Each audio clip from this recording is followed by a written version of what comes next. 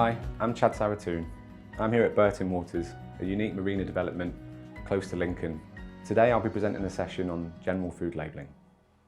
Food hygiene and food standards is regulated by Trading Standards and Environmental Health. Whereas Trading Standards regulates descriptions, labelling and composition, Environmental Health will normally concentrate on hygiene, temperature controls and things like contamination. Depending on where you are, you'll need to speak to your local authorities to see who covers what, because in some instances, Environmental Health will also deal with the food standards. In Lincolnshire, Lincolnshire County Council Trading Standards deals with food standards, but in North East and North Lincolnshire, you should check with your local authority who deals with what. There are many mandatory requirements for the labelling of pre-packed food, and these include the name of the food, where you need to use a legal name or a customary name or a descriptive name, and also your ingredients lists, highlighting the allergenic ingredients. But as you can see, there are various other requirements that you need to put on the label. More information can be found on Business Companion or via the Food Standards Agency website. There are certain requirements for the mandatory information that you provide. It needs to be clear, legible and indelible. It needs to be on the pack or on a label attached to the pack or a label visible through the packaging, and it can't be hidden. There are minimum height requirements for the fonts, and all the information needs to be in English. You can use other languages, but they have to be in an additional language.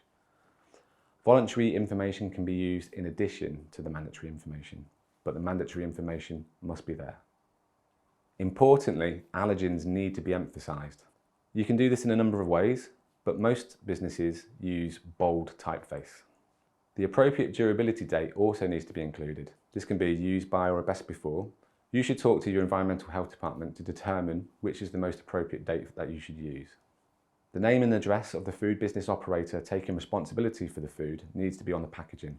This might be you if you've made the food, but it might be the manufacturer if you brought the food in.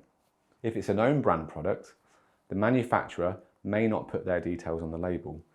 It will be the name of the business whose own brand it is. You'll also need to provide a net quantity, which means that you'll need to be able to weigh the product appropriately using the correct type of equipment. You'll also need to include storage instructions and instructions for use. Origins required if the origin of the product would affect the consumer's choice. So if you call something Italian buffalo mozzarella, the buffalo mozzarella needs to be from Italy. You'll also need to include any specifics that are relevant to the product that you've produced. Pre-packed food is food that's been packaged before it's been offered for sale. The packaging either will enclose the food completely or partially, but it's enclosed in such a way that the contents can't be altered without opening or changing the packaging. It doesn't cover food that's packed on the sales premises at the consumer's request, or food that's packed by the seller on their own premises. So examples of pre-packed for direct sale food would be sandwiches that you've made up, packaged and put on the shelf, ready for the lunchtime rush. It could include pizzas made at a pizza counter, ready for the consumer to select. Or it could include baked breads that have been bagged, ready for the consumer to come in and take from the shelf. But the main thing is that these products have been made by you and then packaged by you on your premises. Non-pre-packed food is food that's sold loose or packaged at the request of the consumer. The most common form of non-pre-packed food is food for immediate consumption. So for example, a hot sausage roll from the bakery. Other examples of non-pre-packed food would be fresh meat that you buy from the butcher counter in a butcher shop. Non-pre-packed food doesn't have the same labelling requirements as pre-packed food. Allergen information can be provided on the product. If possible, the information can be presented on the label. It can be given on a notice, ideally on the shelf edge, or in close proximity to the product, or it can be given verbally. If you're going to provide the information verbally, you should place a notice in close proximity to the product, telling the consumer to ask about the allergen information. For pre-packed for direct sale food, there are some labelling requirements, and it introduces Natasha's Law. On the food, you'll need to provide the name of the food. You'll also need to give an ingredients list, and within that ingredients list, you need to provide information about the allergens. There may be ingredients that are allergens themselves, or ingredients that contain allergens or are derived from allergens.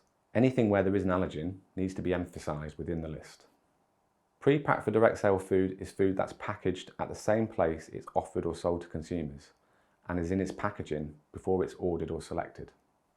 It could include food that consumers pick themselves, but it could also include food that you packed ready and kept behind a counter, for example, for the lunchtime rush. So that's the end of the session on food labelling. More information can be found on Business Companion or via the Food Standards Agency website. I hope you found it helpful and informative.